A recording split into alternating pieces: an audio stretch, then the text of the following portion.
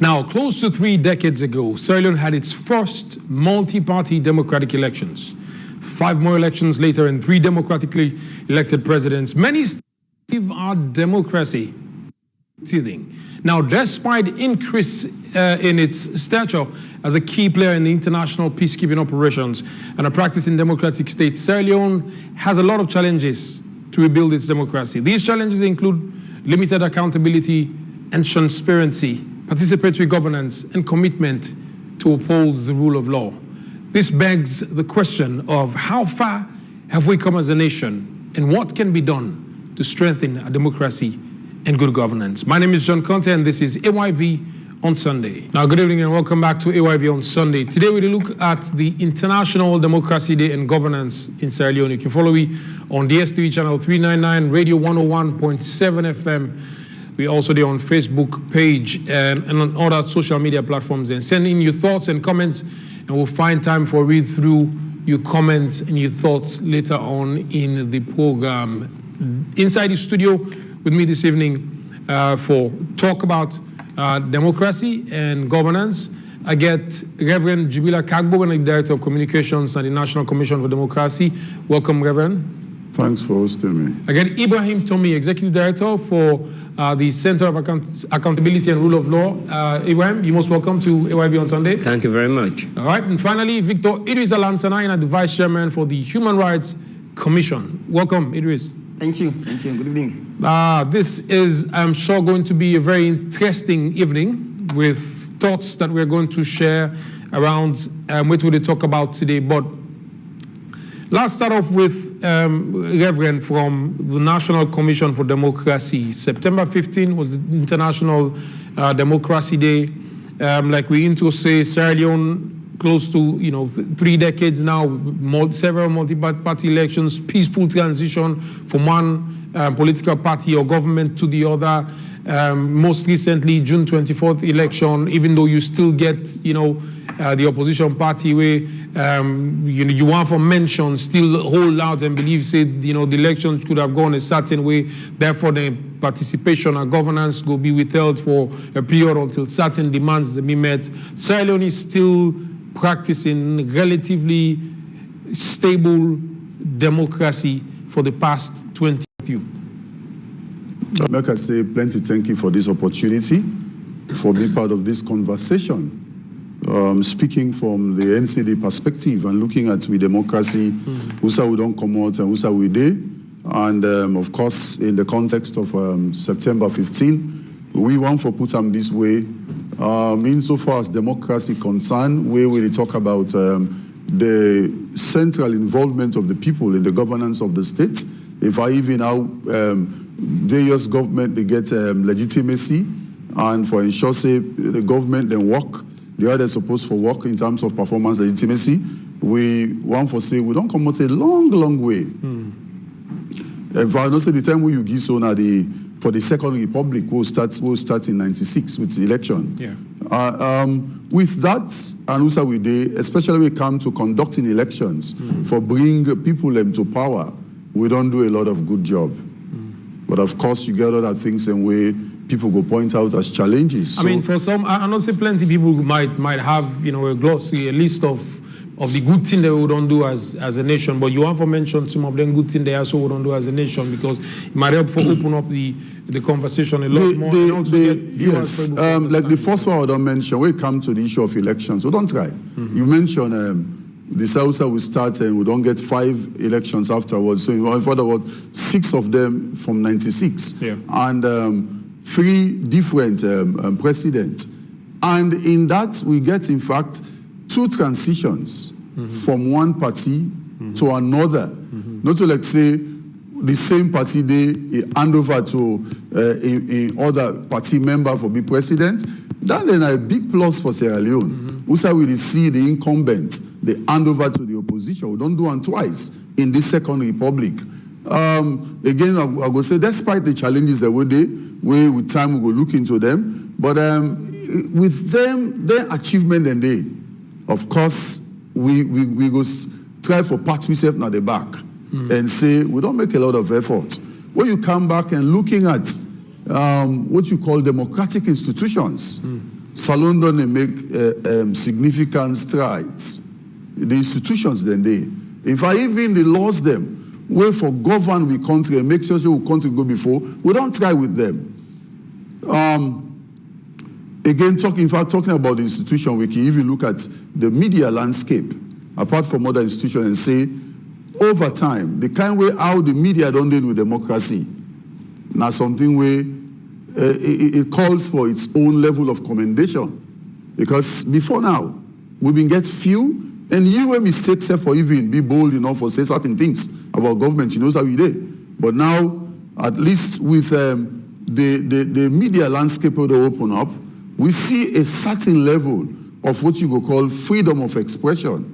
Although some man go tell you say the issue of freedom of expression ain't questionable, but at least we don't see them things here they happen. And the conversation about the democracy, don't they open up? Even we as an institution, we able to establish what you call citizens platform for political who say different shades of opinion, they come together and people are able for talk say, now this is not my concern. And then they say, yes, me say, now my own concern is, and we will put all of the ideas in it together, and at times we can even do policy briefs on it, and at times we can issue press release for address those concerns.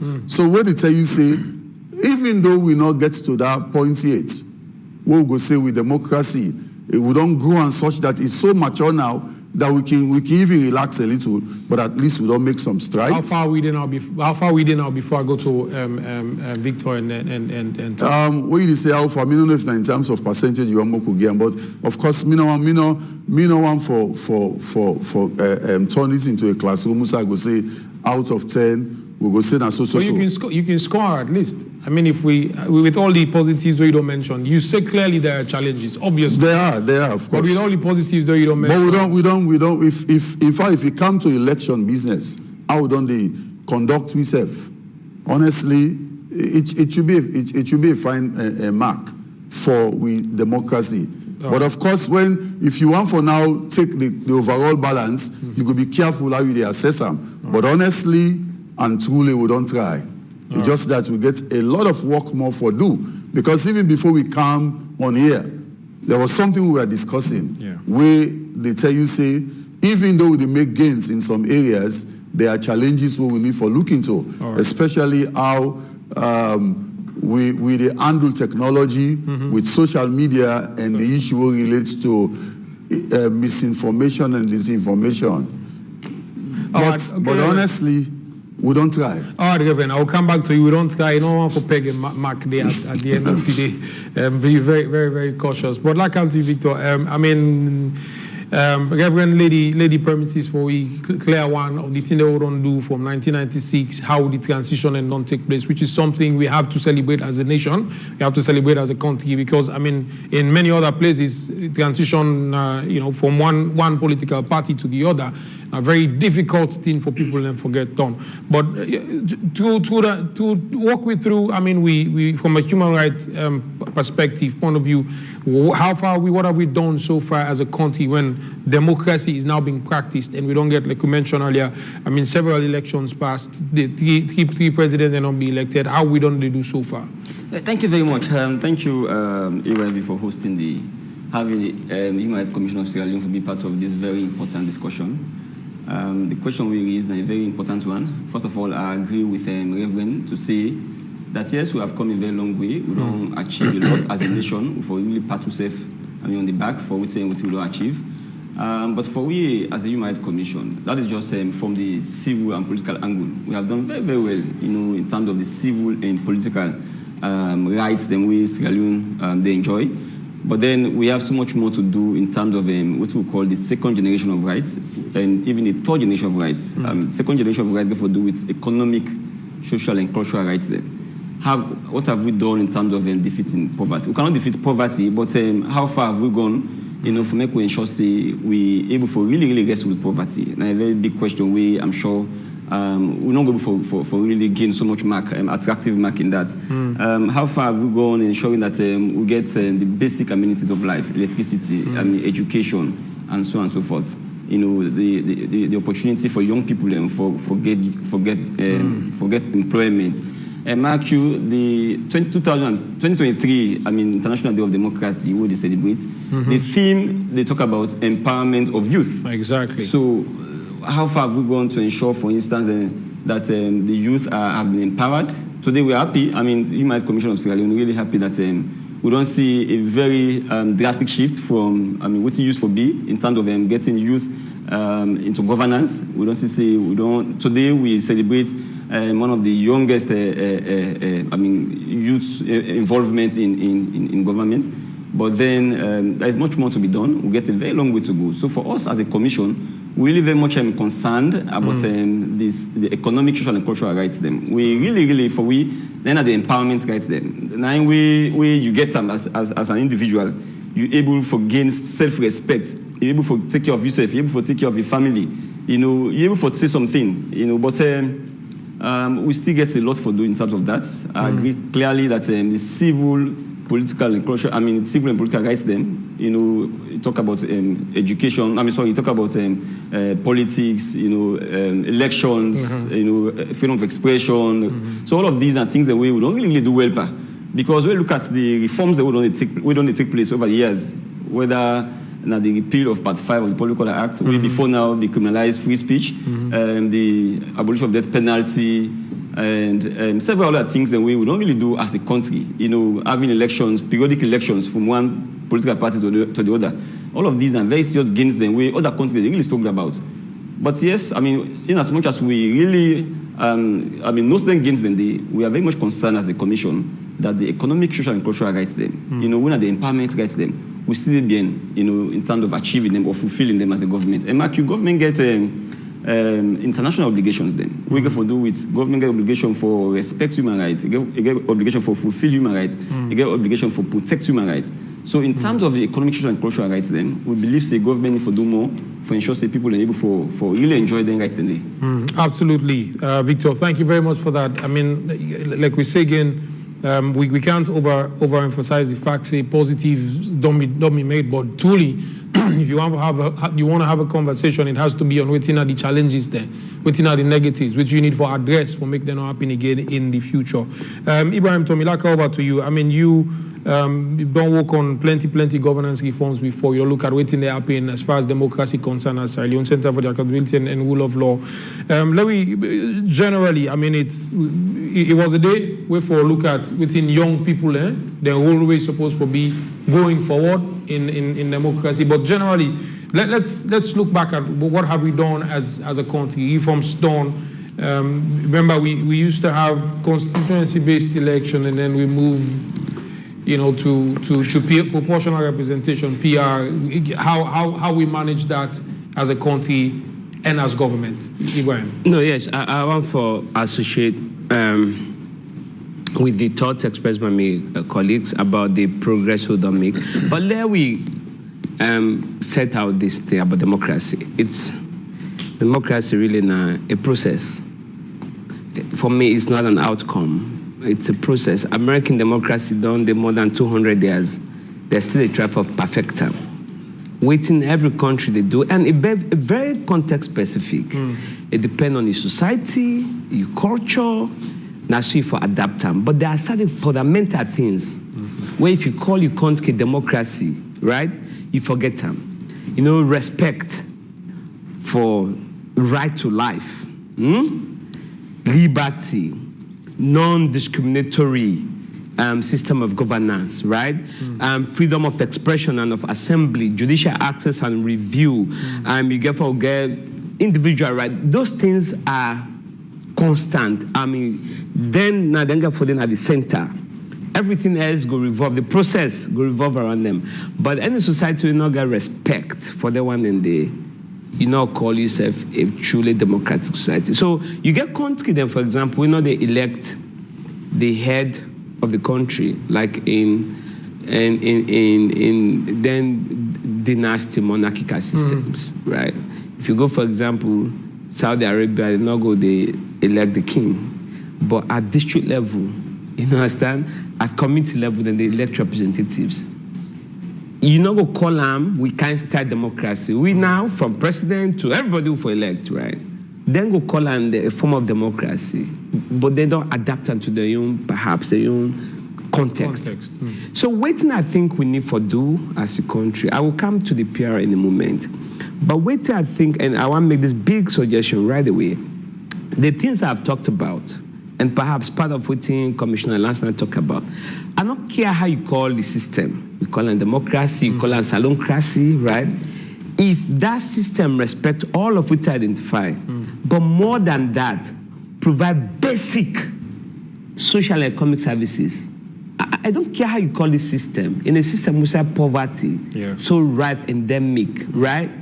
I don't care how you call them. If you go in a country, I'm not trying to talk up any system we're not democratic, but if you go now to Dubai, for example, or Saudi Arabia, where the government they care for all its citizens, provide light, water, provide the environment for let them get access to water, light, education. You know what I mean? You really care if they get all of this, so don't talk about freedoms, right?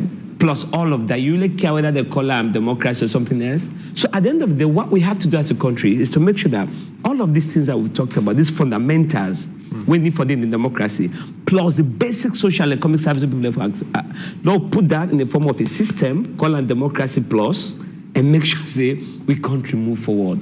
So back to the changes. Yes, we've gone through a lot of changes in this country in terms of legal reforms. And yes, we don't always do this. And because I suspect of difficult times, Sierra Leoneans can be angry. We had to stop short and really recognize the progress we don't make as a country. If you go back some 30 years ago, man, see, there are people watching you from all over the world, but this is not because of Salundu, not because of the global technological landscape, but he was talking about the media landscape alone, the media pluralism. We moved from a country with one TV station, perhaps 1 or 2 newspapers, to how many radio stations? So we've made a lot of progress. Elections have always been controversial since 1996, we remember, right? But at least we've been able to keep ourselves together. We respect that process. Where people not agree, go to court. We can't talk about the judiciary in a moment, right? But there are what we want to call the formal mechanisms. There's a formal process in place. So you go America, UK, all of those places, then we get the same processes in place. We're still not going to talk about that equality, right? Delivery, trust, right? Performance, now go question. But it's the same system, the same standards. We will say we get elections, we get courts, we get police, we get, we have those systems in place. Now the quality of delivery, right? But, I mean, those systems can be in existence. One question where you go on for us, then can they, but how independent they be able for contribute to strengthening democracy. That is what I was talking about. There's a quality of performance of delivery. Now we go question, now we go debate, but they exist. So in other words, just because the formal mechanisms of processes in place, not a guarantee. You understand? Say you get a democratic outcome, or you go even strengthen or sustain democracy. But it's one thing. It's a big first step to put them in place. Hold on, back then there was a one-party state in this country, right? You not get right for a set up under political party. No. You keep in mind. Now the law says no, you can set up, and indeed there are many political parties. There are, in countries are repressive, they do get this kind of conversation, if government not pre-approve them. No. So these are the kinds of things, and these are all elements of democracy. Freedom of expression and of association, freedom of liberty, of the press, now they criminalize libel. So we've made some progress. But if you now can't talk now about the institutions, from the police to the judiciary, you understand, to even public servants, I'm not going to broad brush everybody, right? There are significant steps for make progress in many of those places, but believe you me, the challenges are still huge.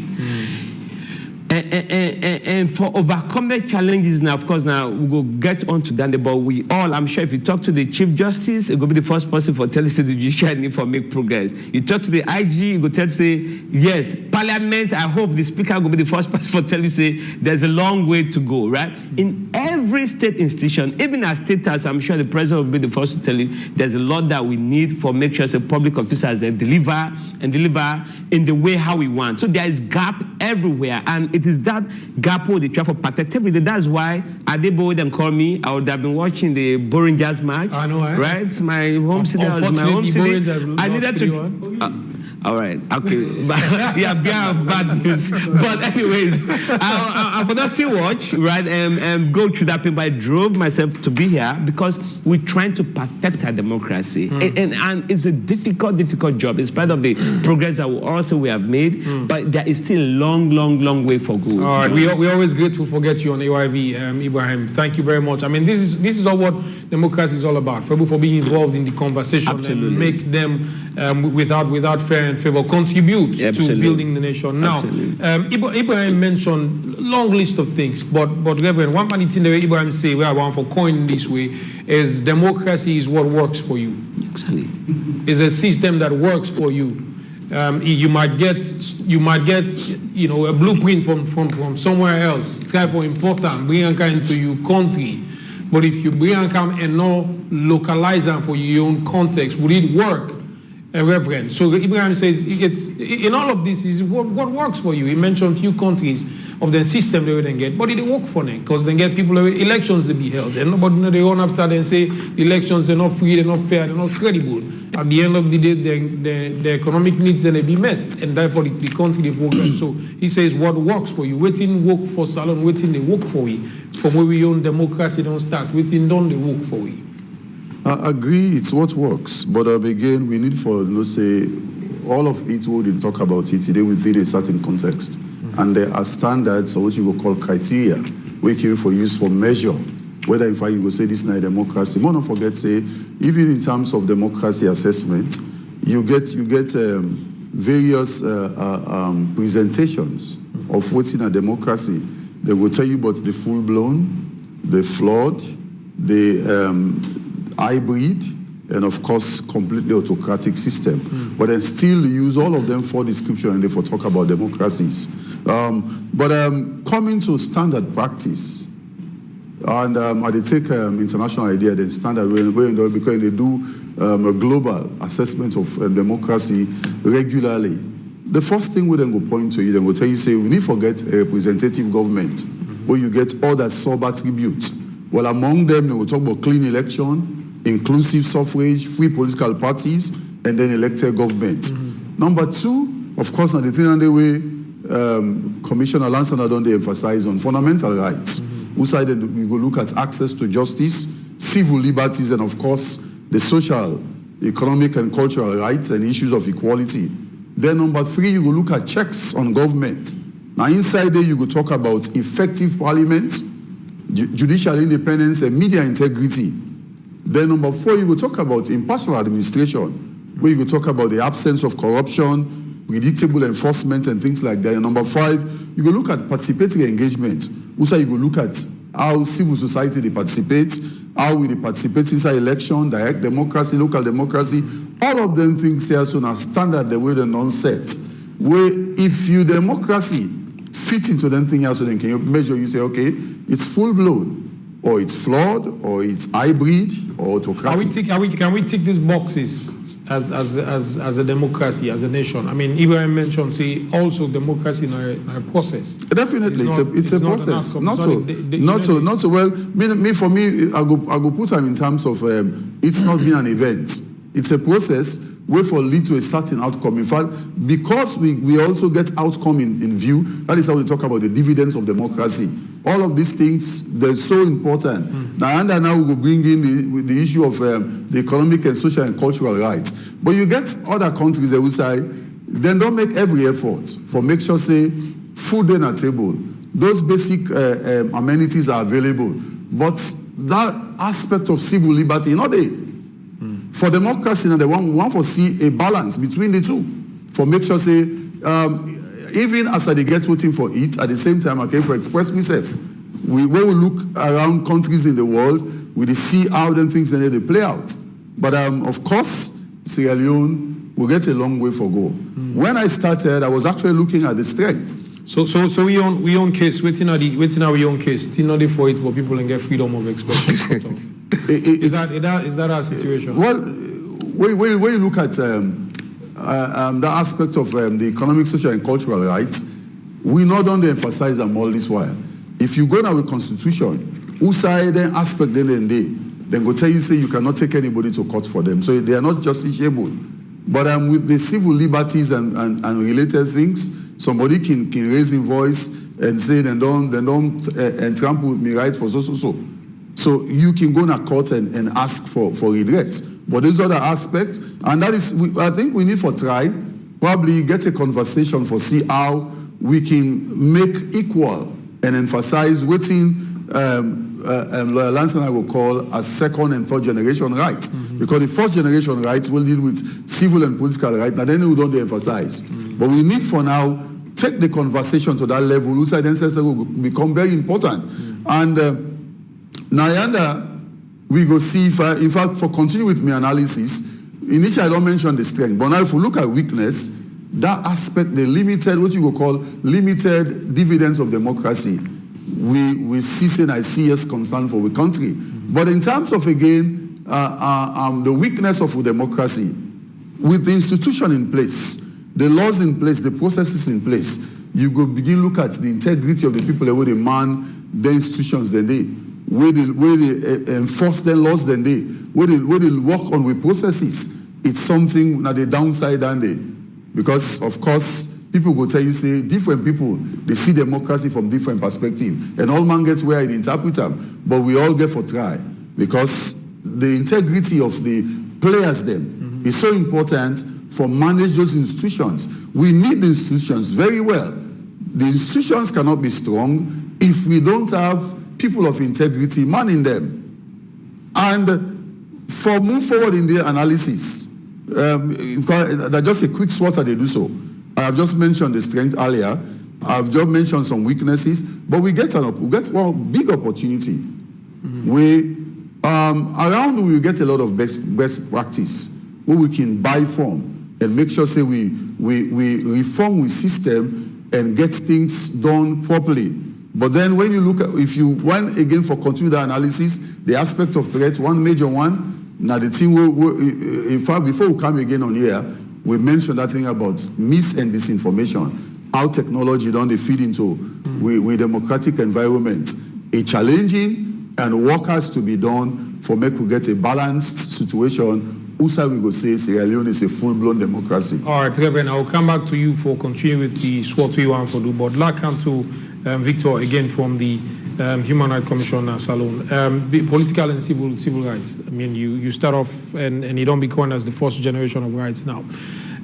Is this something across the board, political players don't able for enjoy and able for express when them reach around, especially in we kind democracy where we get? Yes, it's very interesting. You know, political and civil and political rights then. Rights then we, you know, why they call them first generation, it's because they really belong to that aspect of rights being inalienable. I mean, you cannot take it away from people. Just, I mean, they are human beings. Mm-hmm. All of us are human beings. Mm-hmm. So we are entitled, no matter whose political party you belong to, no matter the ethnicity or the religion or you race, people for enjoy that. And by the way, not even government give rights, okay? It's, I mean, rights are given by the virtue of the fact that we're all human beings. Government's own role now for ensure say they protect their rights then they. For ensure say they put mechanisms in place, whether in laws, whether in institutions them, to make sure say their rights then they thrive, people able to enjoy them. But I mean, what thing we need maybe for really talk about, I agree with Somi where he talk about the context of democracy. Then I'll go further to say, what do they define democracy? I mean, if you ask the West, say whether China is a democratic nation, I'm sure they will say no, China is not a democratic nation. But then China is the country that has been able to ensure, say, they put food on the table of the people. I mean, a nation as big as they are, with kind of huge population, I'm not sure they are crying for anything. Okay? So who defines democracy is the problem. How have we been able, as a country, you know, for contextualize democracy, for make it fit in with your own context? It's 5 years, for instance, enough for make a government come into power, you know, for able for address the many challenges them. By the way, everything in Sierra Leone a priority. You know, we all know the history of Sierra Leone. I mean, from slavery to colonialism to one-party states and then to democracy. America is over 200 years old in terms of democracy. We are about, I would say, 27 years old. 27 years old. So if you cannot compare a 200 years or more old democracy and a 27-year-old democracy, it's not possible. I mean, but you would expect, say, a lot of the best practice they would then get as a democracy. We could import, bring them come and contextualize for our own setting so that they get able for work. So, I mean, if it's like you they go for the higher version of what's available. I mean, they started with, from the point where they start, they're 130 years, 170 years older than we are in terms of within the democratic process then concerned. So a lot of things that we could have learned from them and perhaps get implemented for make our own system work. Yeah, so yes, I mean, we could compare in terms of the frameworks, okay? Whether an institutional framework, whether a legal framework, we have the laws, okay? We have institutions. So in that regard, we don't go so far for ensure, say, I mean, everything is in place. But how do we practicalize, you know, democracy will make it work for everybody? It becomes a question. I mean, is our democracy really serving everybody? And today we find ourselves in a society where say, you know, we don't, I mean, we talk about the issue of social media. You know, we all get the opportunity now, no matter what I do. I mean, wherever you do, you can really access, you know, governance, you know, on the palms by merely getting a 100,000 use phone. You're able for, I mean, participate in governance, which is one of the really key elements of democracy, citizens' participation. But again, I mean, that will lead me to a very critical issue around democracy: the role of government versus the role of citizens. So, Matthew, because, I mean, many people, when they talk about governance or democracy, it's just about what does the government do for ensure, say, democracy is fulfilled or enjoyed, or how human rights they thrive. We all know, I mean, it's very clear, I just don't begin to talk about and say, government gets a key role for ensure, say, because, you know, we don't pass that stage, you say everybody going for leading self, okay? So we surrender, we right them, we privilege them, to certain set of people them for make the lead way, and then get the opportunity. As a matter of fact, by the Constitution of Sierra Leone and Section 5 is very clear that the welfare and security of the state lies with government, and for that purpose, Sierra Leone police, the military, public servants, and any other security agency, okay, that is their own rule. And under international law, it's very clear also that government gets the responsibility for ensure, say, for many citizens enjoy democracy it's a concern from the human right. I mean, you bring up a section of the Constitution where clearly go show, say, I mean, the institutions, we can't talk about them, but clearly go show, say, a lot of the protection where the citizens are supposed to be able to forget and enjoy. I mean, it's not happening. So yes, I mean, I'll just plan on that. Yes, we still have a long way to go.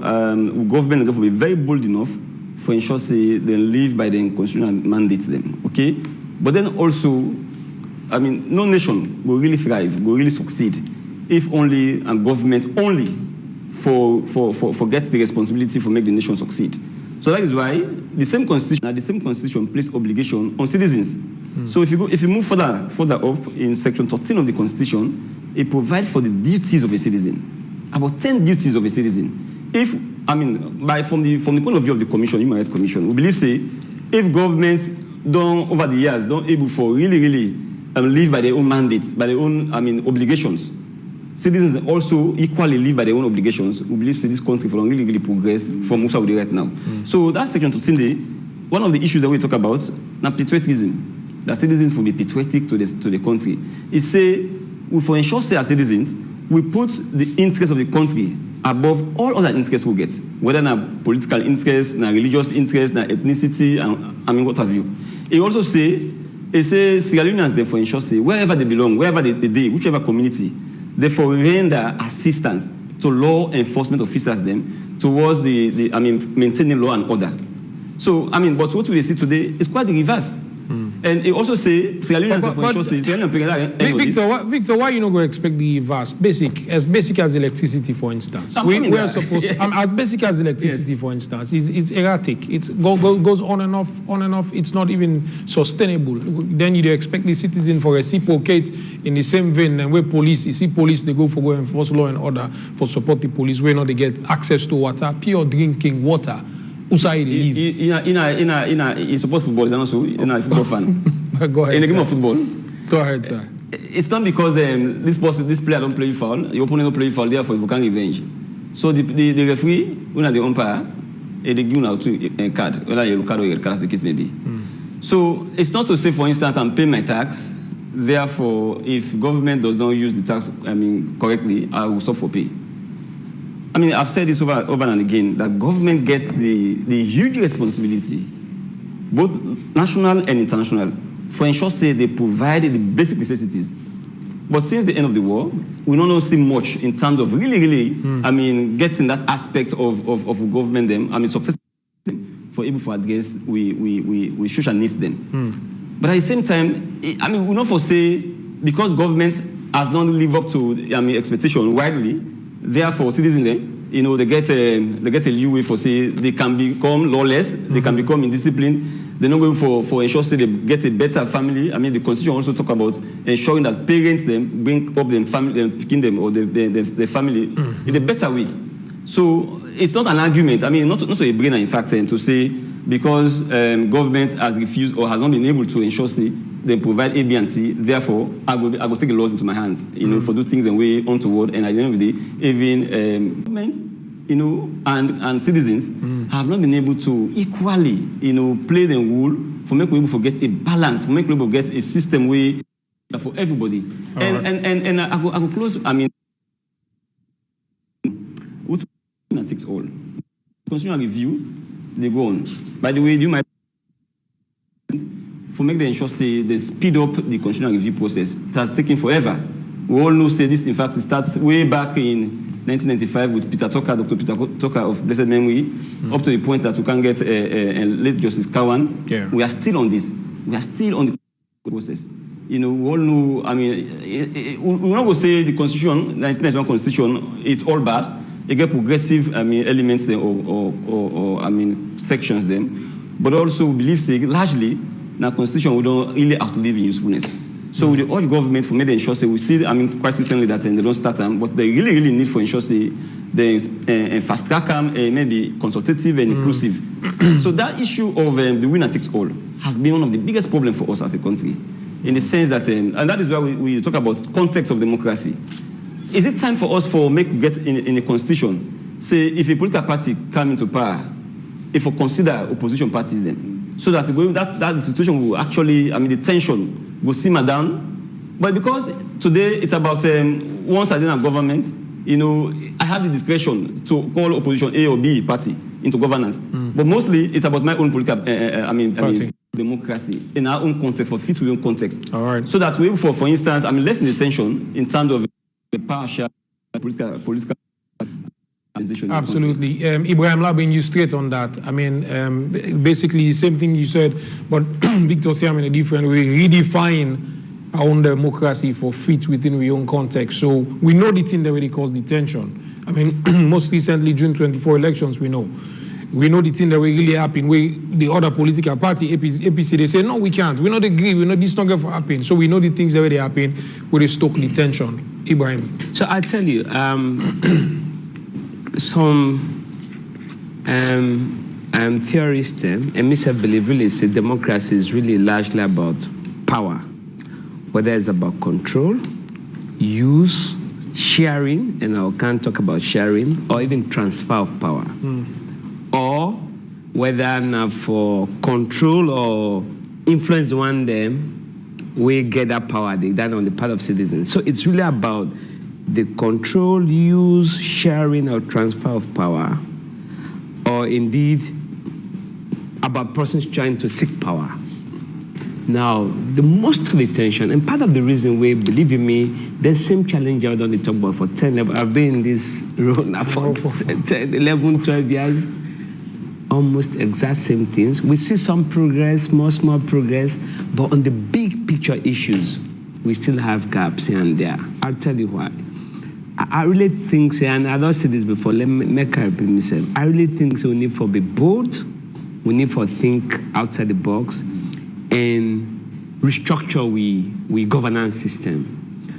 For the life of me, I don't understand how we could get a country where after every election, you get nearly 50%, they go one way, and 50% they go the other way. I mean, our country is divided right in the middle along partisan line. I mean, it's underpinned by ethnicity, by region, by connections, all these social ties. I have suggested, listen, in the US, forget the president, not to universal suffrage. They have an electoral college. It's deliberate because states and they're bigger, and they contribute more. Yeah. So let them get more voice for contribute to that they become president. Why is it that in Salon? I mean, there was a group where they called the Confederal System of Government. But I've said to myself, how long will continue? Ordinarily, Salon people, man, you see, when football, we get along. You go to Bo Stadium today, you have people there from all backgrounds watching and cheering. Why can't we develop a system where basically go help people for share power? And when we say power, it's about the resources, it's about control of state institutions. So that without get that power for instruct police, say arrest them, left them. Huh? Without get that power, say, lend this man money, give that man, go arrange them. It's about that. And it's really a contest, I say this, it's a contest between or among elites. Who don't learn book now, who feel so entitled to that power. All this tension, I'll tell you, the people in my neighborhood, they broke stone, JK, they've been breaking stones for the last 15 years while they interact with the community. I just come up where I was born and raised. The same old house, the same poor people. Let's stop this thing and stop us with more people. This thing is not about clash between Mendema and Timnima, huh? JK, it's the elites in Mendedom and elites in Timnidom or Limbadom or Kryodom, wherever they are. Now a clash. For what? Power. Because with power and with your context, you get all these things. You get access to money, you get access for control institutions, for equity, what happen. So how do we then restructure such that this power is shared, the resources are shared? Me, I have one idea, for example. I really not think, say this, I mean, we can get with political parties, maybe for elect representatives to parliament, but at the national level, I really think we need to forget a system where we elect people, where they contribute to a national council, let that council now elect the chair. It becomes a cabinet. So, I mean, I'm happy to develop this. Listen, if you get people, let's say you have a 17-member council or 16-member council, or maybe 17 because you forget odd number, right? They're all. Boga representative, McKinney, district by district, we got one person. In fact, we spread the tension. Because the tension is between two parties. Can the tension go down an SFP line and APC line? Let them fed them. Then at the national level, all equal. If they elect all man 70 people, let them can now, they can vote. You get people from APC one run, SFP. So tell you that APC and 3 people one run. SFP, let them fit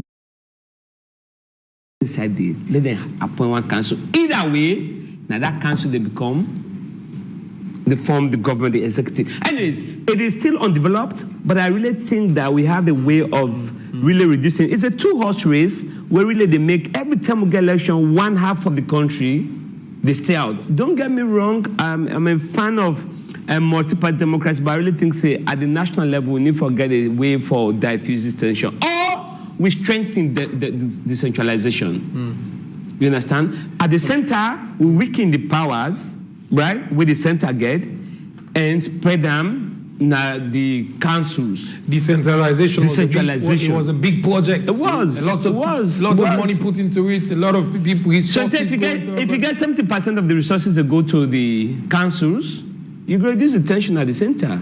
To be honest. But you still get maybe 70% of the money they can at the center, or even 80% perhaps. So that's why you still have You understand that? If at the local level now, the city mayor or district council chair responds for internal, if not internal security, because that's always the job of the police. But if the police they get some framework where they control the police, so that it's really let localize let decentralize power and the resources. Control doesn't come from above. Like the U.S. state government, right? The state governments control the police. Yeah. They got their own police. They got the federal. But we have to rethink it because there's too much tension coming to one place, Freetown. See the number of people. Aberi Akisa always complain say Freetown full oversubscribed. Actually, it's a problem of the world. There's 50%. The whole world, 50% of the world population move towards the urban areas. That's the problem in the world. But we own really acute, and we have to find a way for review with democracy. Look at which institutions and structures. Now, I don't listen this model is not working, and it won't work. I promise you for the next 50 years. I don't listen to you several times, Ibrahim. I mean, they're on panels with you, but today you sound very passionate about this approach. Yeah. What's supposed to happen because of like you said, the country is divided right sharply, in the middle, right through the middle because of the two front runners. Now, this little bit to institutions.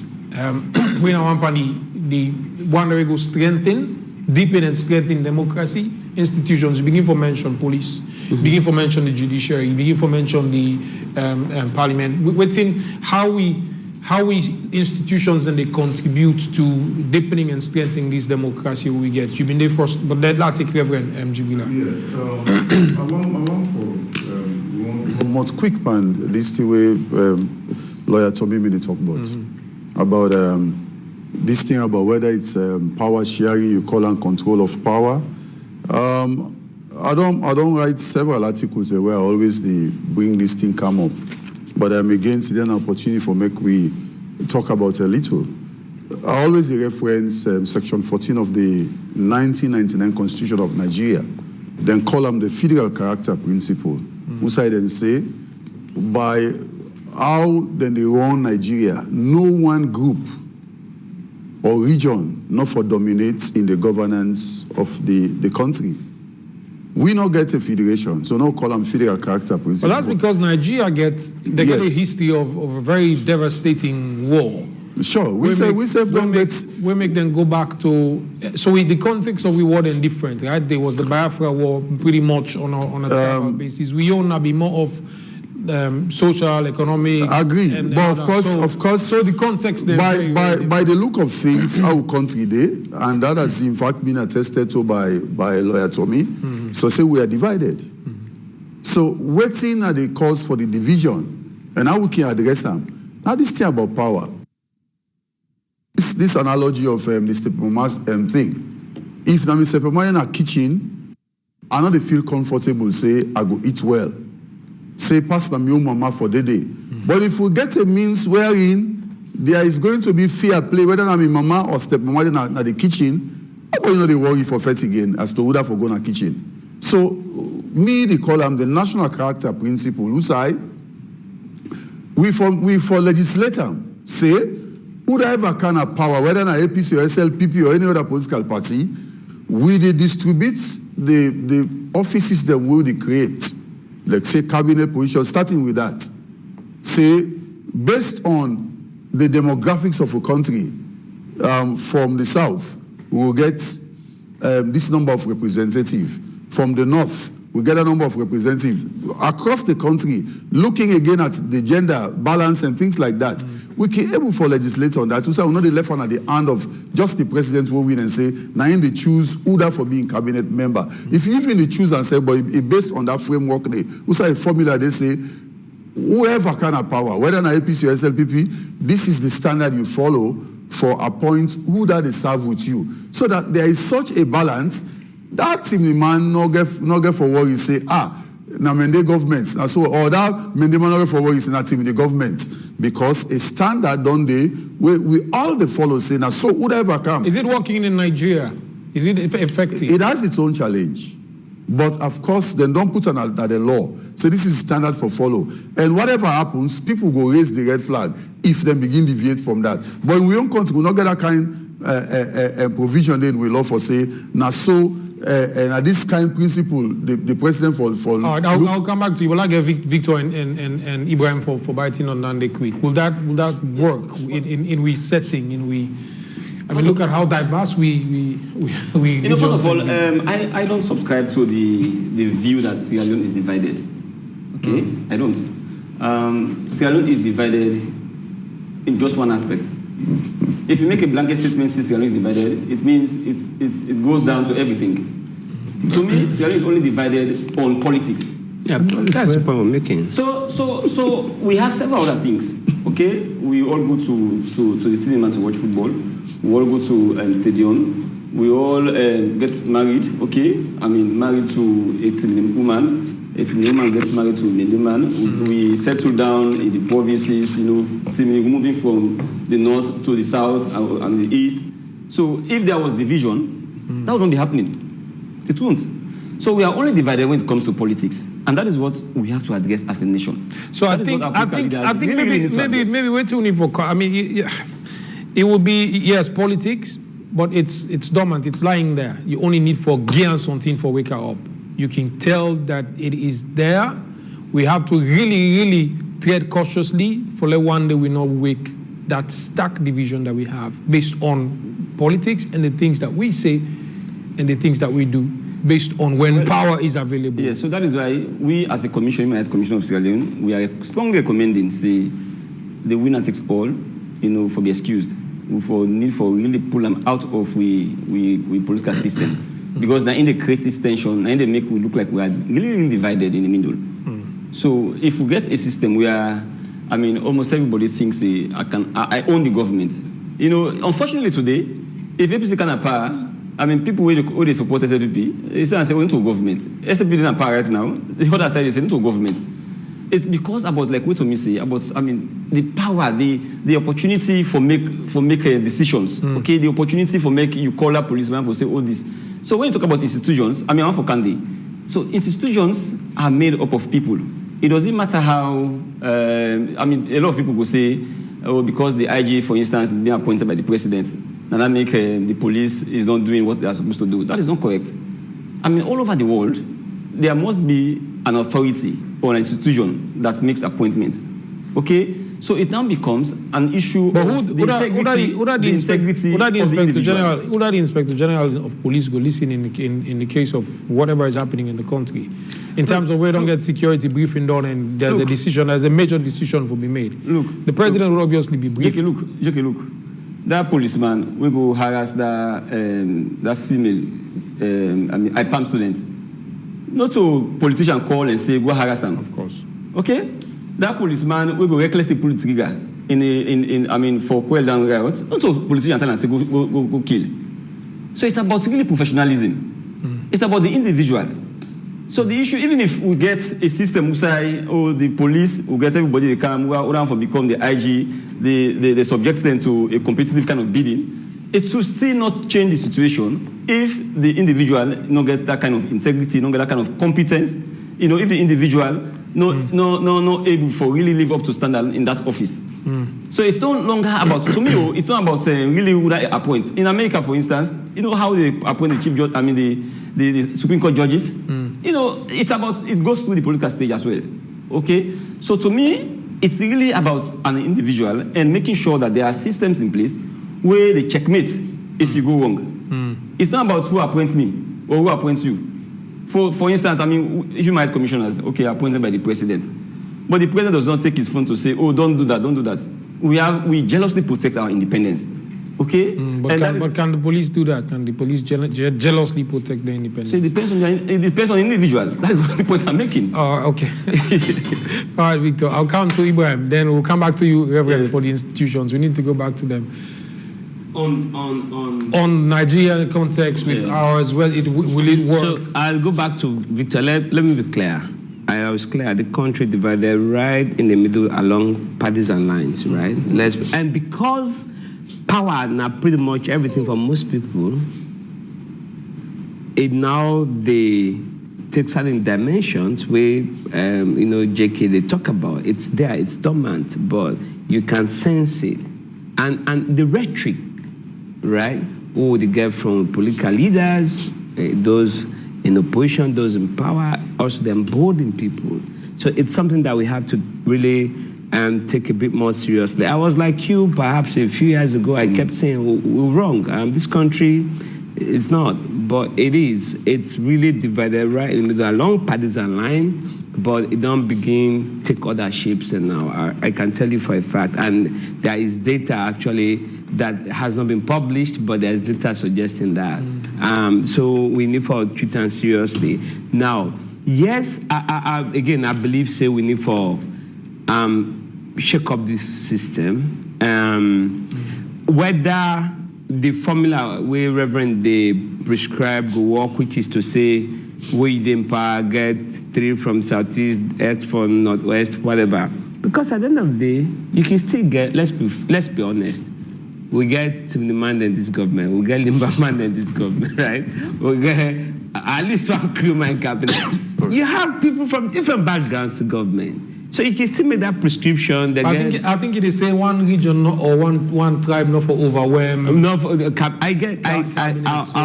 understand that, and maybe in that sense you prescribe now. Say, okay, president can appoint. Let's say you get a 6. First off, I'm a big fan of, and I've been advocating for law to call like a Presidential Powers Act or Presidential Powers Regulations Act, because right now the Constitution just grant executive powers to one man. It can set up any number of offices.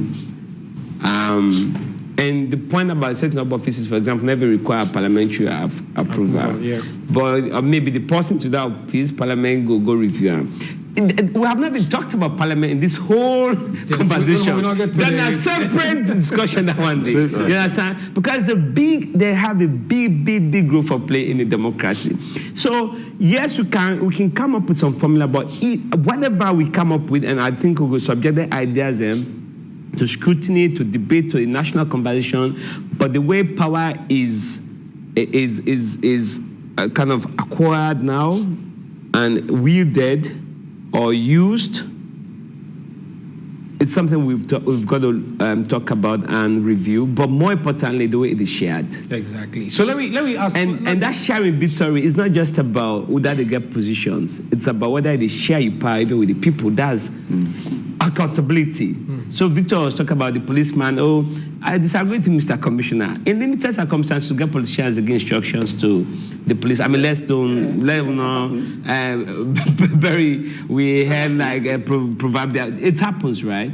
But I get the point about individual, decisions, so integrity, professionalism, all of that. But when they choose to be unprofessional, oversight, accountability, that's where the gap is. Exactly. If you see the number of reports where the IPCB don't make, they recommend investigation and prosecution of certain police officers, we can go way back. And, it's part of the problem. Really so in America or UK, they see then the whole police to account, not because they are Americans or British. It's because these systems are set up for a purpose. Because we all, let's be honest, human beings don't always act out of the goodness of our hearts. We act because there's something, if we do the wrong thing, we're the correct way. If we do the right thing, there's an incentive for being a good person. So that's where we're lacking. The accountability mechanisms, not they rise up to the occasion, and most times, and then there's unprofessionalism, and then people are really say, once I do this, I get me bra, I'll get away with it. That's where the conversation, no matter the formula we get for set up with government, those things have to be there. Accountability, rule of law, respect for individual rights and liberties, those things. Then always for the underpin them. How they share power now, we explain them. But no matter how you share them, how you acquire for, because for me, based on consensus, the people have to agree, freely expressed will of the people, where they determine the social, political, cultural systems, and how they participate in them. For me, that's what Vienna Declaration on Human Rights, that's what define democracy, by the way. It has to be free, based on freely expressive of the people, having regard to their political, social, economic, cultural context, but therefore also freely participating. It's got to be consensual. All right, just to join with this is AYB on Sunday. We're talking about democracy and governance in Sierra Leone. Now, the studio I get Victor Islands and from the Human Rights for Salon, Deputy Commissioner. All right? Deputy chairperson. Deputy vice chairperson. Yes. I also get Ibrahim Tomi from Center for Accountability and Rule of Law, and Reverend Jubila Khan from the National Commission for Democracy. We don't talk about Usari don't come out, Usari Day. Anything that really don't stand out for you. And the facts say democracy is what works for you. The guys on the panel don't agree that we have to go back and redefine what a democracy really is. Reverend don't say there are other countries where they work for. Bring Nigeria as an instance. Say there's a system where say you can't have one region overwhelm governance as far as setting up the federal or the local government is concerned. But back to that, gentlemen. Let me take Salone, for instance. If you take the north, south, and the east, we're not talking about, anything as in with a preach divide or preach tribalism on the show. But if you look at let's imagine that we're going to use the system, and you look at the south, for instance, now, south and east.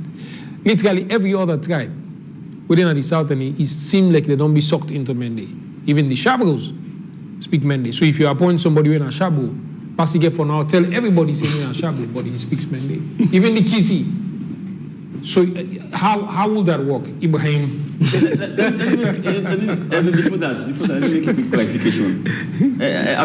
It's not when I say, a police officer who becomes reckless and shoots down a protester or harass very poor students. No means say police officers they normally not get calls from politicians. No, far from it.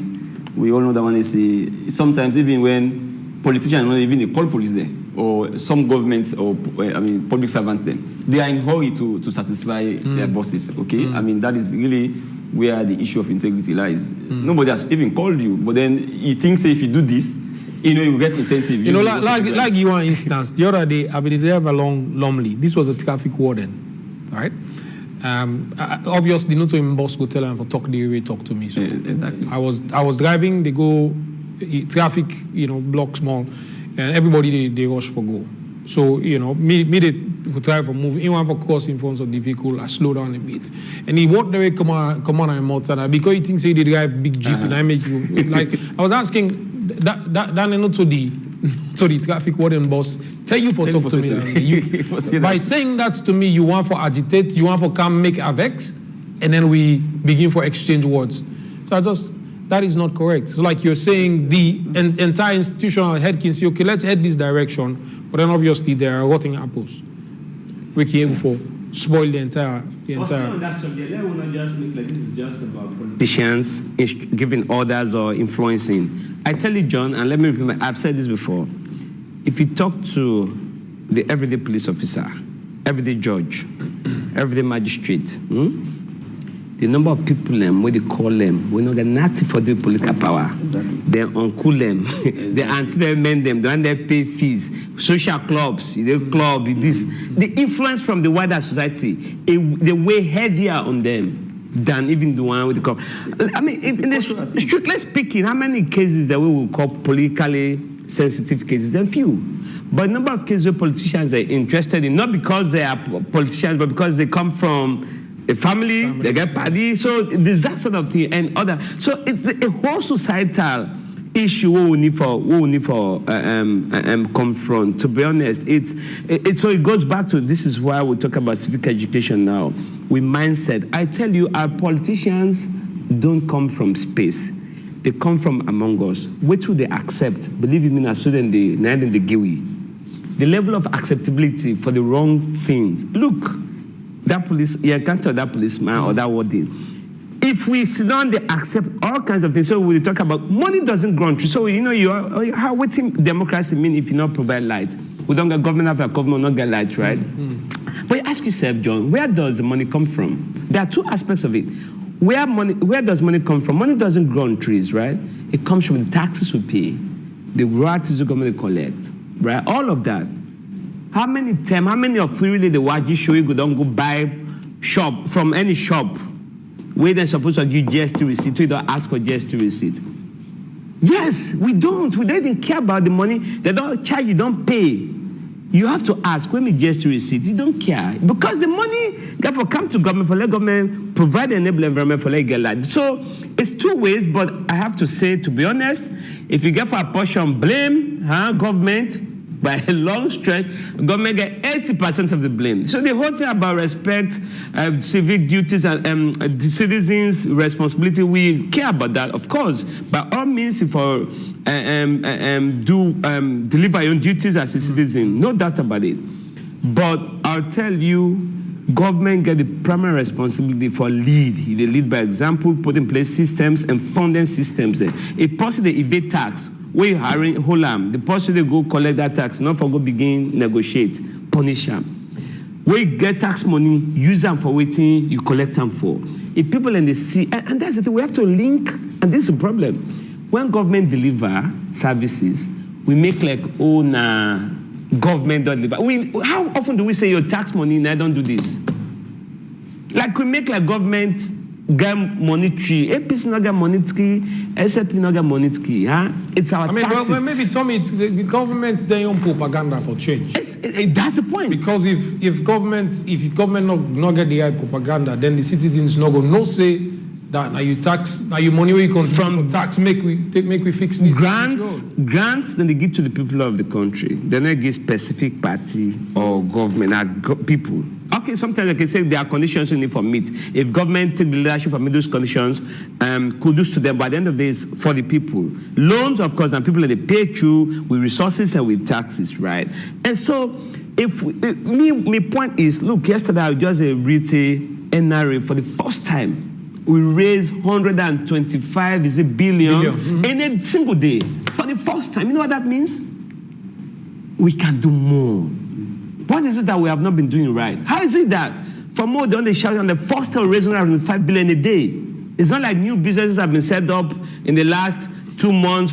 No, there are gaps we need for just close down, John. And we're going to pay salaries and fund development programs. But we have been so bad to ourselves as a collective. Maybe Tommy, not the real leakages then they. That's where. President may say go tighten. We're able to raise 200 billion a month and a day in this place if we act right. All right, come back to the institutions. We start with police. Tommy and Victor don't talk about the police several times now. Obviously, we're not going to ask for reform again. It has been reformed several times. Maybe you need to look at the one where they go be police officer there. A lot more scrutiny for be done as to whether they bring can for serving the force. Let's move over to judiciary. Rights, access to justice. And what's happening in this case? I mean, there are stories, abounding stories. There are abounding stories that go trouble your heart because the poor cannot access justice because they're not getting resources for access justice, even though they are available. The Reverend, let's start off with you. Yes, of course. Migo starts my own intervention with this statement say. That aspect of a country very challenging. A lot of work need for be done. When you reflect a little on what we consider as the causes of the war we fought, you get a whole report where they point fingers with judiciary, say they were complicit in some of the things that will make people become aggrieved, and then took to the bush. And of course, we see the mayhem what happened.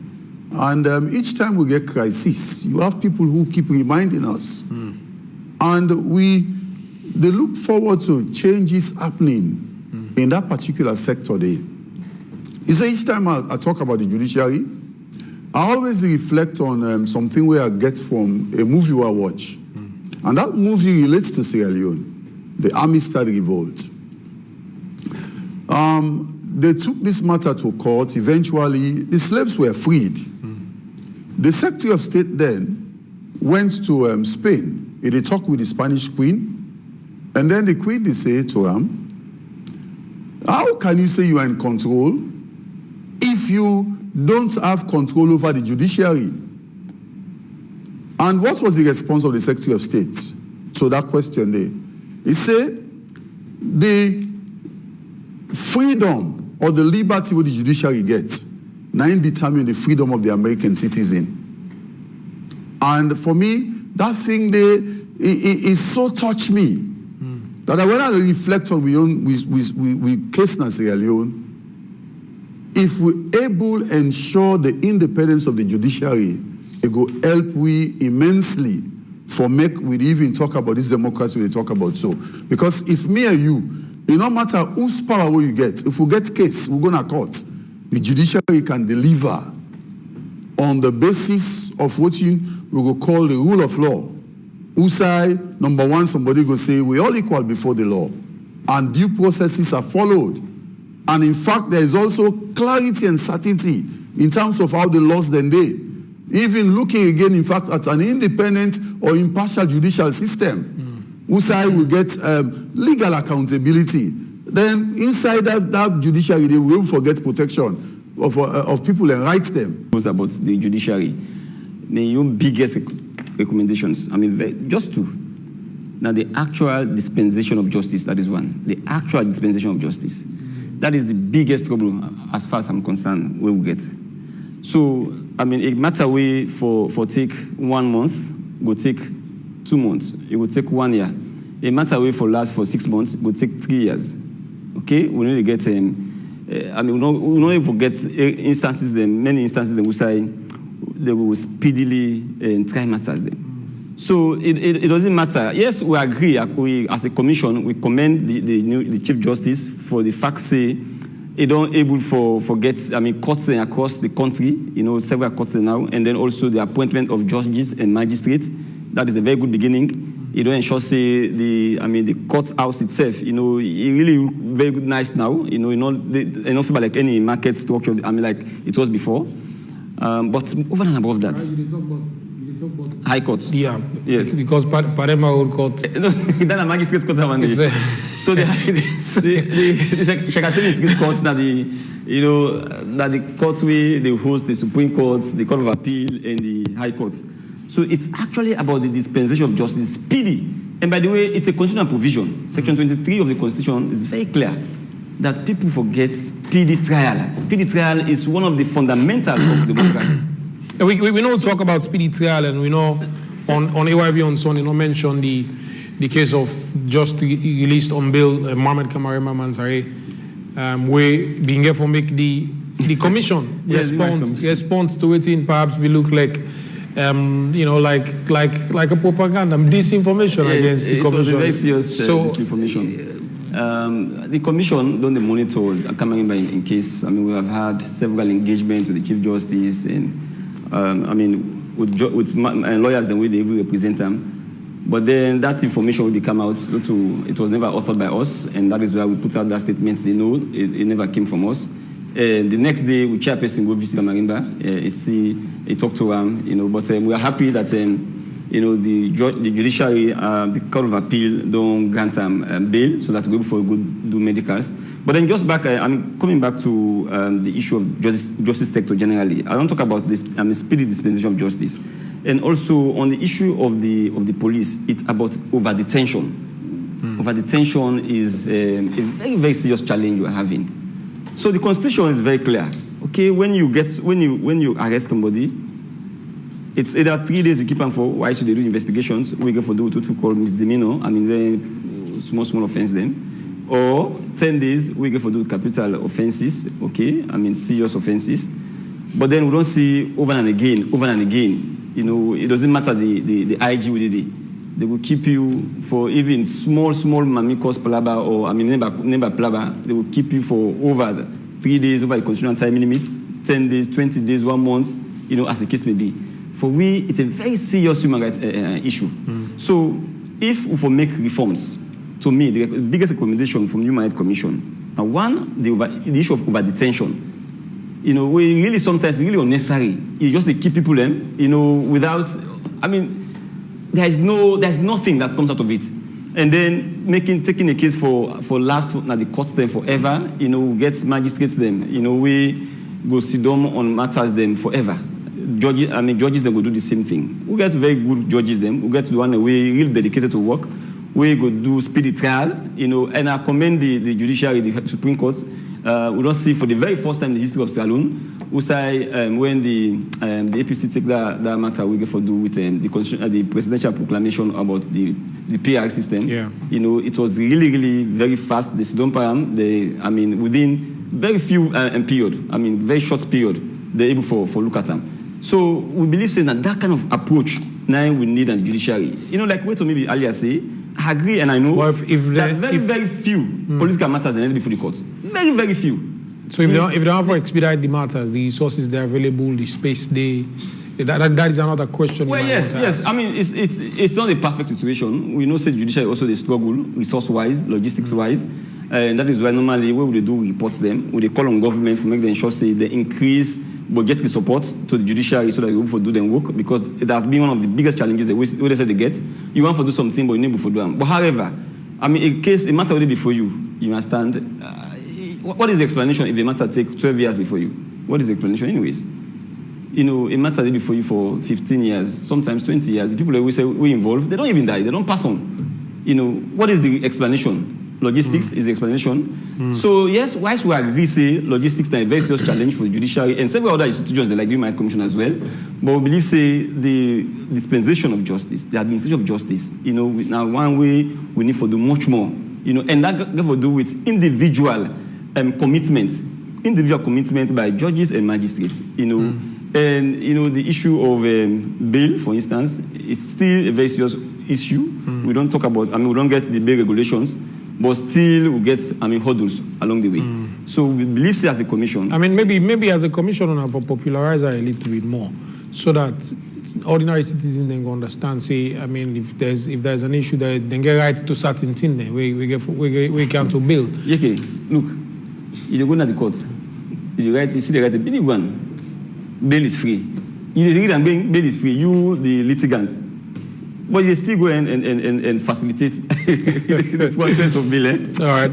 Let's take Ibrahim. We need to forget comments then from viewers and listeners across the globe. But first, now we take Ibrahim before we come to Salif with already the comments there. I just say this quickly, and this is for both those in power and sometimes even their supporters and even those in opposition. All the media recommendations there about institutions and waiting for change, a lot of people they take and say, if you didn't pay, you'll say, against you, like it's you, right? If you didn't in the position, if you say, not for we, no. This not to against anybody now for Wikonski, right?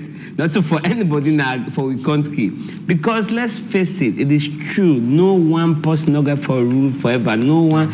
Even if I said to people and they don't understand, even if it's not a party in power, they fall out of favor, right?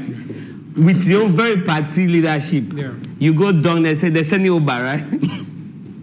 It's when you start seeing all of these things that we're talking about.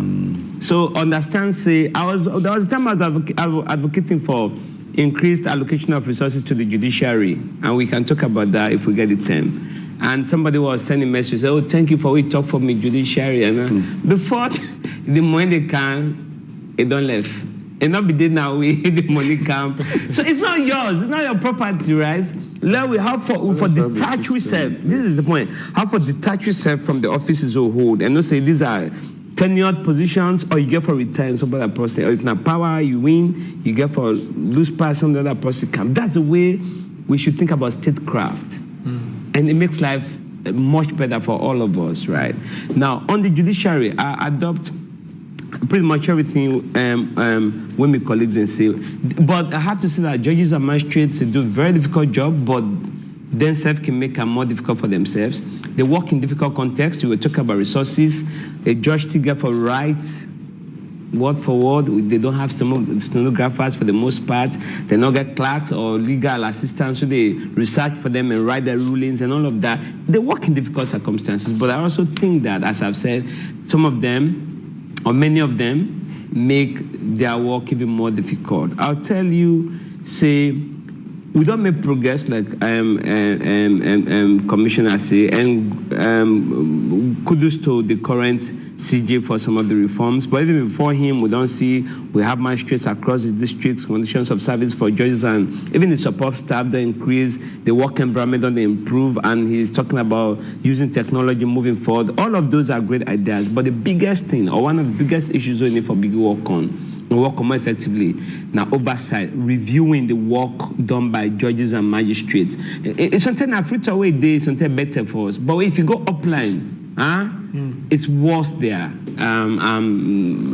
There is limited oversight, accountability, review of the work that these people do. He's put in place some system to do that, but I don't think it's as effective as is needed. So oversight not only for the judges and magistrates, even the support staff, the registrars, the clerks, as they were. You understand? It's a whole chain. It's a chain. So if you have to talk about bail is free, the magistrate will grant bail, or the judge will grant bail. That whole process for go through meeting the requirements now. Now they, as the Bobo Kiss, now they the reggae day, right?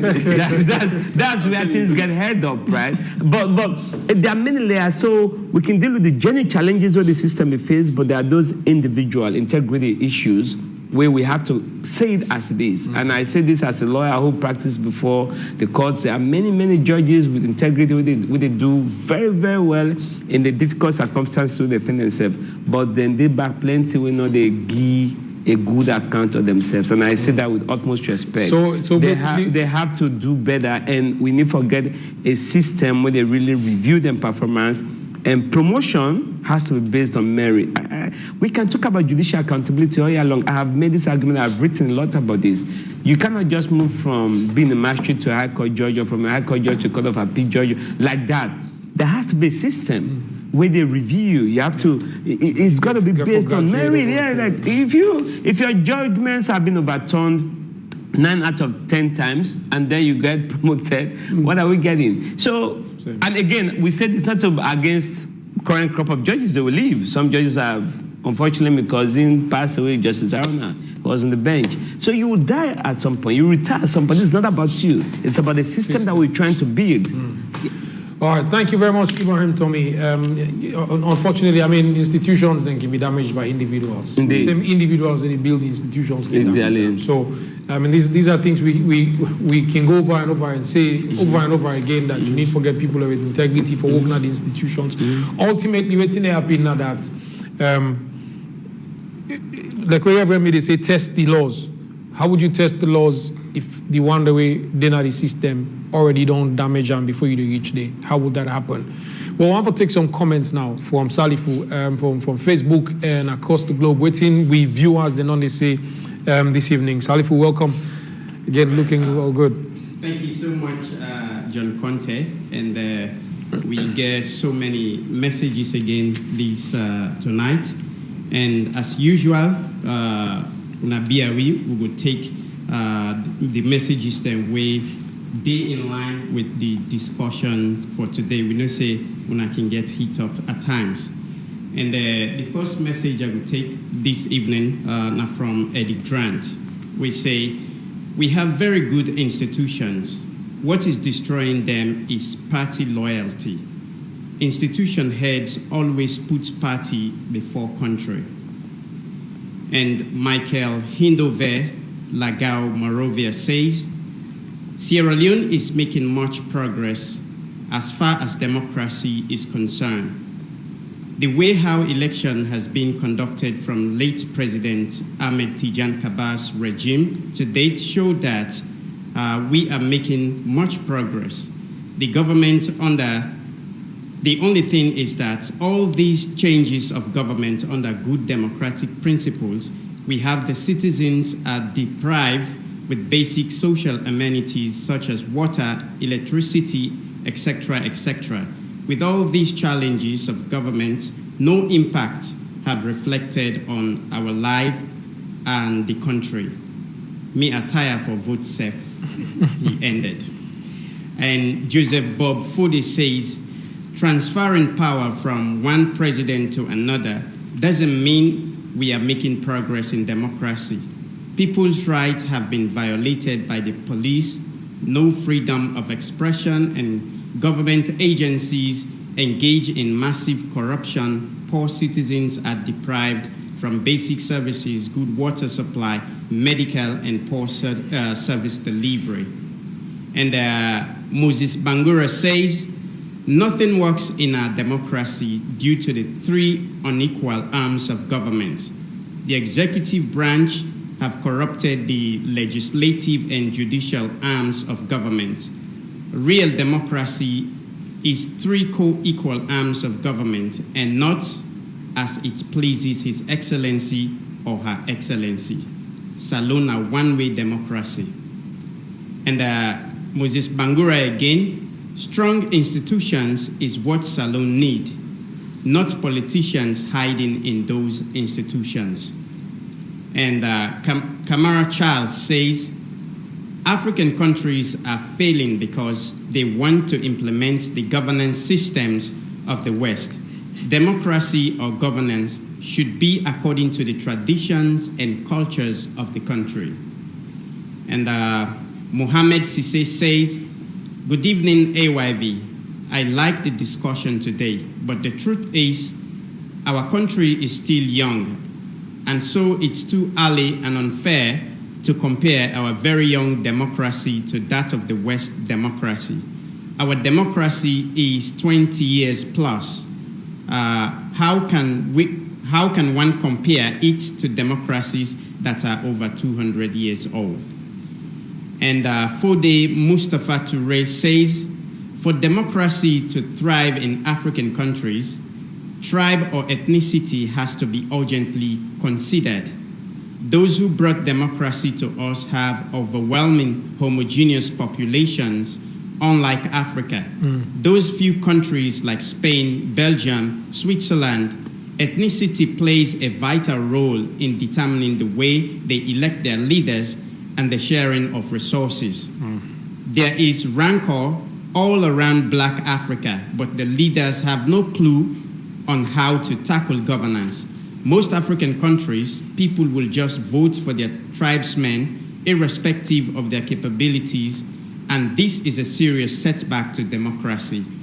It's simply an ethnic business, and how much longer do we have to ignore this issue when controlling central government continues to be a huge debacle? People need peace, at least because economic prosperity is still far-fetched. And Swissman says, our constitution is what's supposed to bind us together. But if our leaders are abusing our constitution, how can we become a better nation, and how long are we going to continue with the corrupt political system, corrupt transportation project, corrupt infrastructural project, corrupt medical services, corrupt parliamentarians, and corrupt electoral commissioner?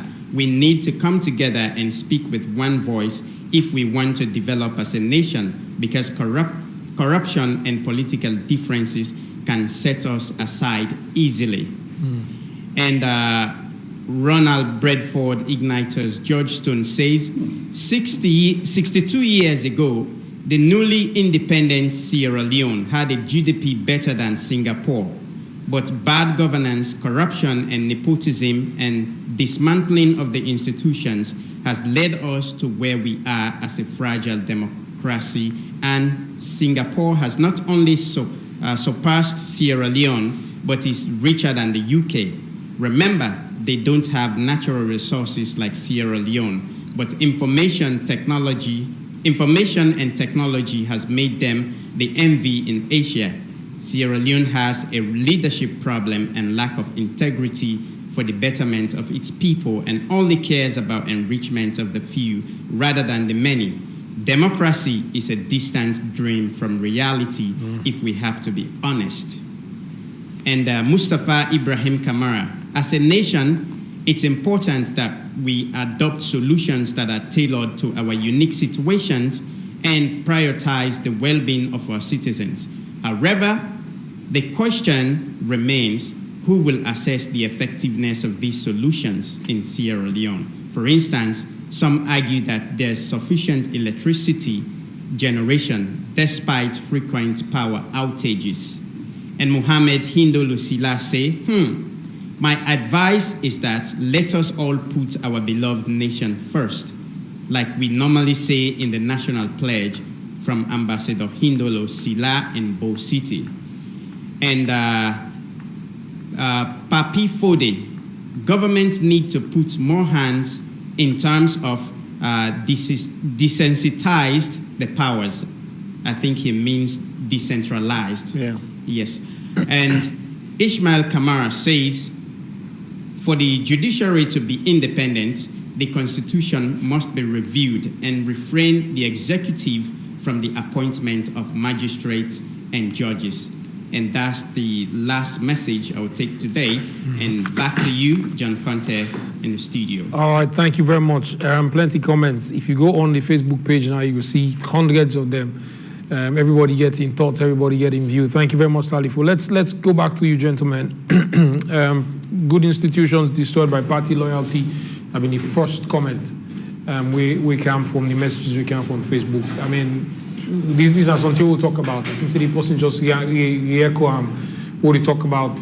It says along good institutions, but they don't be destroyed by party loyalists and party loyalty. Gentlemen, who do I want to go first? Well, that is a concern raised by Sierra Leone, and we CSF they talk about the different things that they happen in our country. Of course, we need to call things by their names if we want to solve a problem in our country. Lawyer Toby said something just now, and for most of the time when concerns are raised, people can they up in arms. Now me they talk about so, now me they against. But we need for work hard and ensure say these institutions function well for every Sierra Leonean. Some people in there right now they regret. What if we had done XYZ when we were in charge? Would the same situation have applied to us as it is happening now? No. So every opportunity you get for make sure say the best thing happen at this country, what you would have done is to save your own neck. Because time go come where you know the day. Somebody else is now in charge and the person is now abusing that same office or the power we get. And who is the victim? Now you and me don't come out yesterday. But if it's done for make the level playing field for everybody, that is something we now we all go gladly for, and that is what we see in other countries who they admire.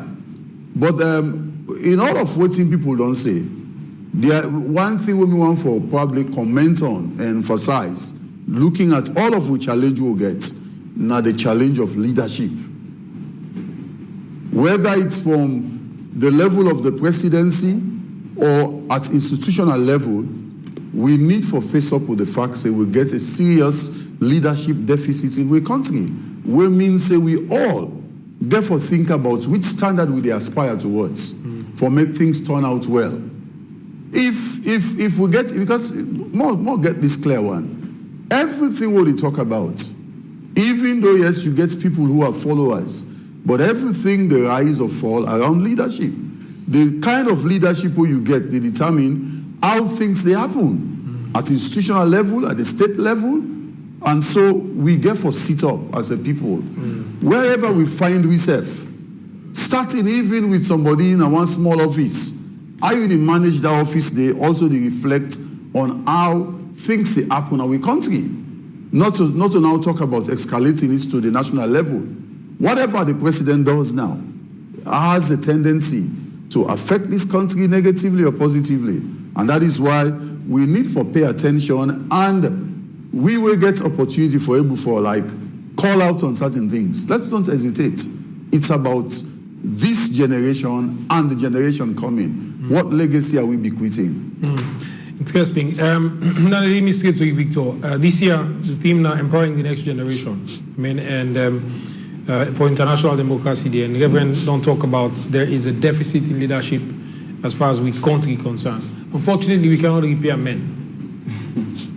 We cannot repair men, but we can train youth for takeover and we can train the future, for instance. So the whole, they say, empowering the next generation focuses on young people's essential role in advancing democracy and ensuring that their voices are included in the decisions that have a profound impact on their world. So that means heading even into leadership. Yes, I mean, it's quite true. I agree that that theme is really appropriate and timely, empowering youth. You know, a lot of people, they don't say, we only try the old guys them for the longest of time, but we have not seen any better results.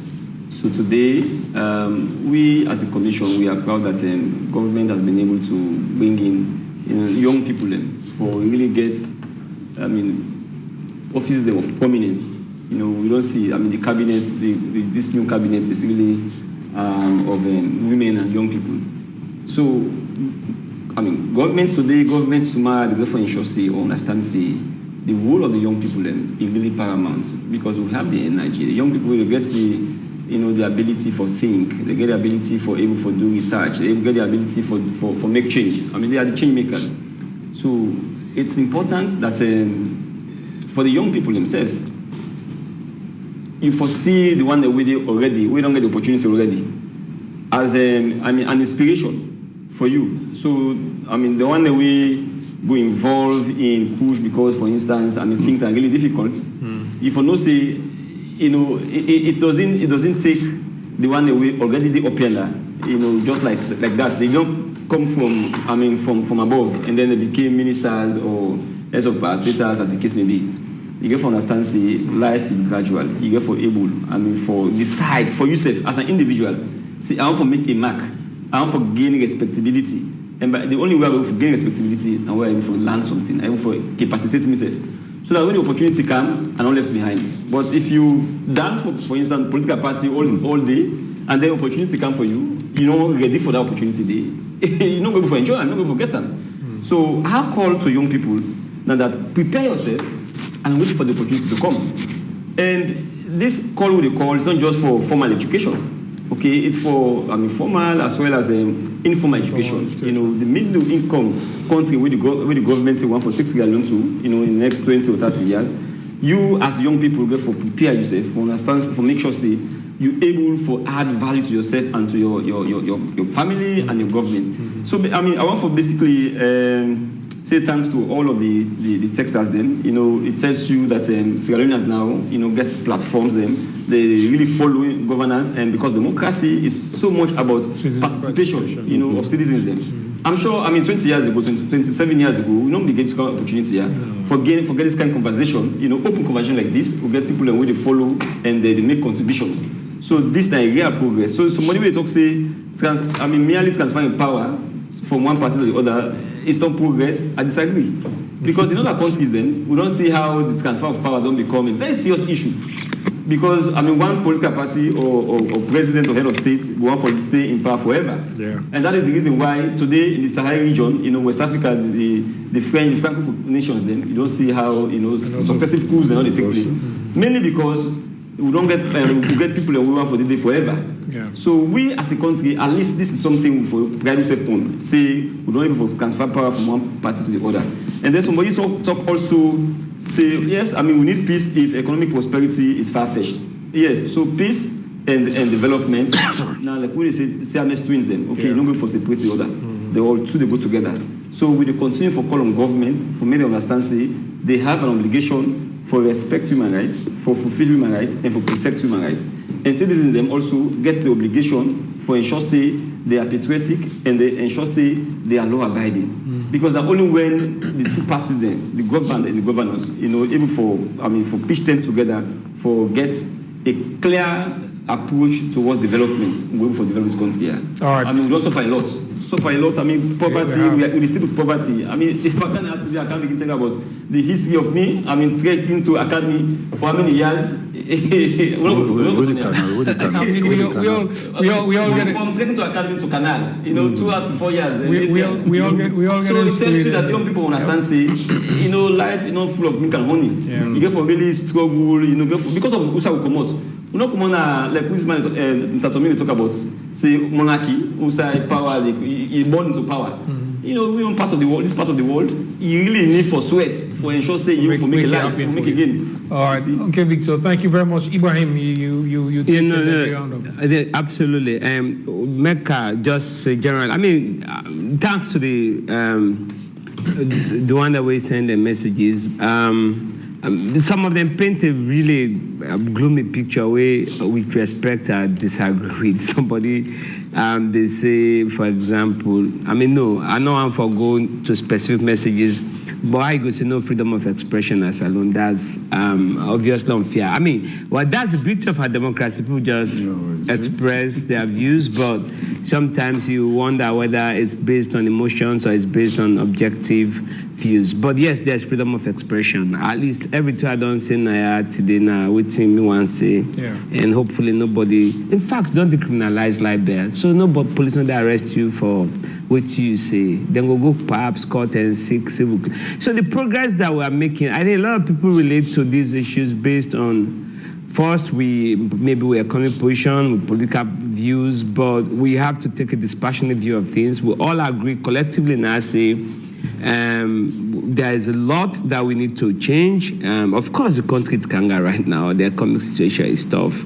Access to basic services is not a problem. But it goes back partly to what Victor just talked about, the individual agency, John. I think when we talked earlier on about duties and responsibilities, I think this is not the one side where I think say, there are a lot of people who don't do well for themselves, they don't get university degrees, they don't acquire some skills, but the environment that exists for let them get jobs, and I sympathize with them.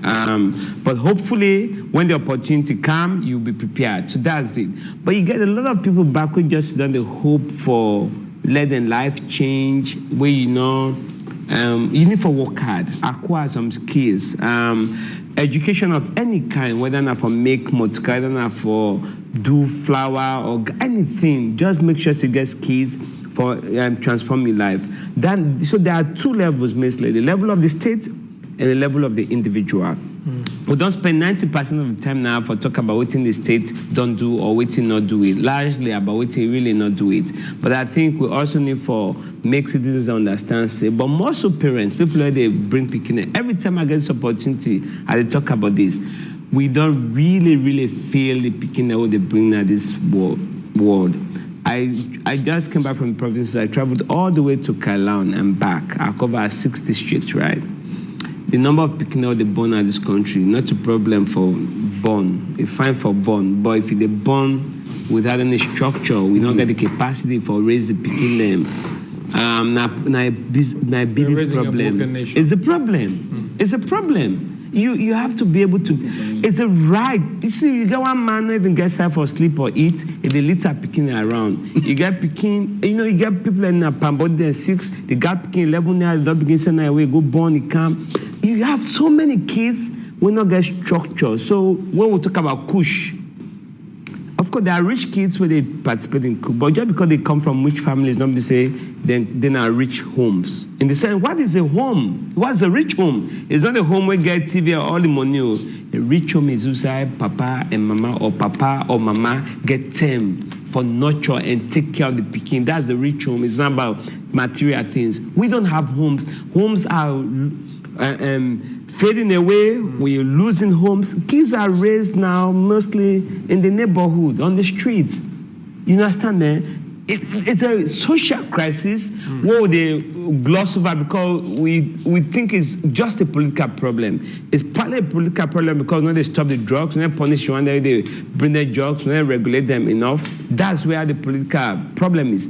But it's a social problem because we are not doing enough to control, to even keep tabs on our kids. You left home 5 o'clock for go run. You come back now, it's 8 o'clock. What has the kid been up to? We don't have time. I follow you on Facebook, the amount of time you have for your kids.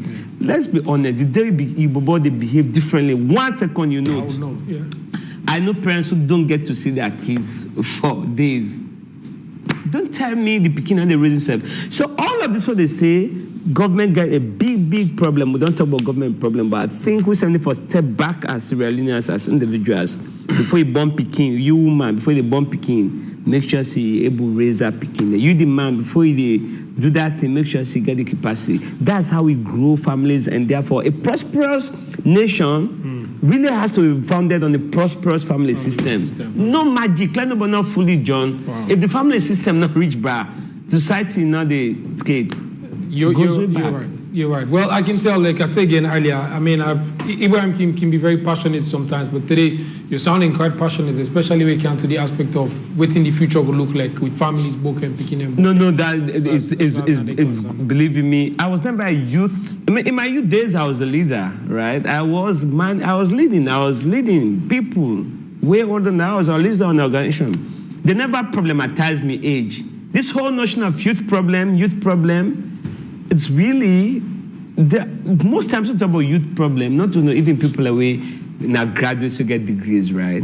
Because then at some point the system got absorb them because they've got papers. And if you really learn, wait till you say learn. If you sabian, believe me, it take long to pick you up. For sure. When you see learn something, you struggle for start some side.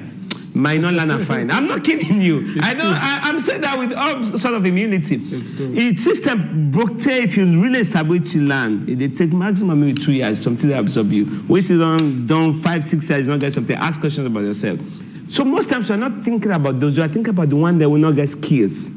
We're unemployable. They are on the streets and it's hard to cater, but politicians will tell you that. It's hard to cater to the employment needs of those people because you have not trained them to be absorbed by the society. Exactly. And by the way, not only government of Salone or private sector in Salone they recruit you. If you are good, John, it's just a matter of choice that you Salone. Yeah. If you wanted to walk out of Salone, because you are good at what you do, you can move elsewhere and work. There are so many Sierra Leoneans working elsewhere. I don't mean in domestic service now, Kuwait, to no disrespect, but there are professionals working. Absolutely. I mean, plenty. You travel all the time, you meet them. But gentlemen, unfortunately, if I tell us we don't spend close to 2 hours with this conversation, it should say go too fast. Exactly. It should say a lot more that we need to talk about, but unfortunately we can't talk about them today. But also we'll forget to now some other time. This same panel, we will talk about a few things. We didn't talk about Parliament. We did. Because several other institutions that we need to look at. I mean, within their role will be for deepening and strengthening with democracy. But thank you very much to Reverend from National Commission for Democracy, Victor from the Human Rights Commission for Sierra Leone, and also Ibrahim Tommy from Center for Accountability and the Rule of Law. Today we don't talk about democracy and governance. I mean, what your role and your responsibility be, what your own duty be as a citizen, but within government also for the one. I want to say thank you very much for watching and listening to we and to we guests. Thank you for honoring the invitation and being part of the conversation tonight. We also thank we viewers for sending in your comments. If we're not able to read your message, please no say there on the Facebook page. A lot of people will go read and we will go and read them over. A repeat of this program will come up on Thursday at 10 p.m. Be sure to catch a fresh edition of this program next week. Up next could be AYV Primetime News. John Conte, many thanks for watching and listening. Good night.